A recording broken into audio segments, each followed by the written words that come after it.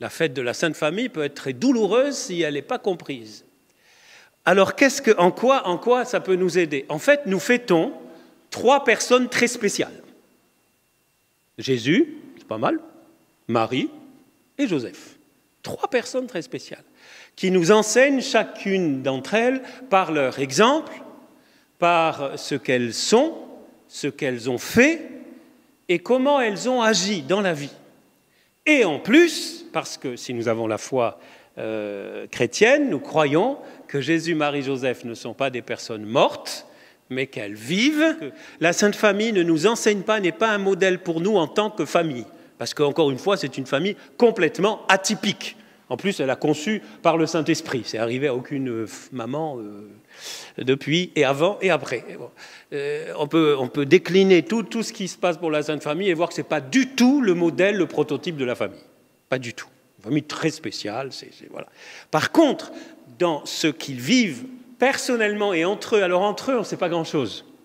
Si on s'en tient à la parole de Dieu, par contre, on sait beaucoup de Marie, on sait pas mal de Marie, on sait pas mal de Joseph, et de Jésus, n'en parlons pas. Donc tout ce qui nous enseigne par leur exemple, par leur vie, par leurs paroles ou par leurs actes, est extrêmement précieux. Il y a la foi, et encore une fois, il y a d'autres vertus. Mais je focalise que sur cette fois-ci, que sur la foi.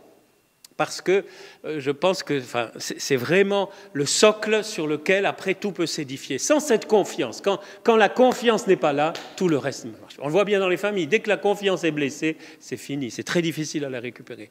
Donc notre confiance absolue, et peut-être que certains qui m'écoutent en ligne ou ici dans l'église ont eu leur confiance en Dieu blessée.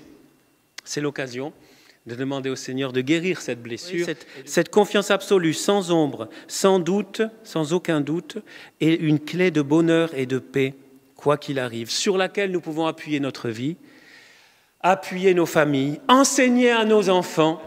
De grâce, ne restez pas seuls. De grâce, ne restez pas seuls. Parce qu'au-delà de nos petites familles ou nos grandes familles, il existe une merveilleuse famille qui s'appelle l'Église. Aussi, je vous lance un appel.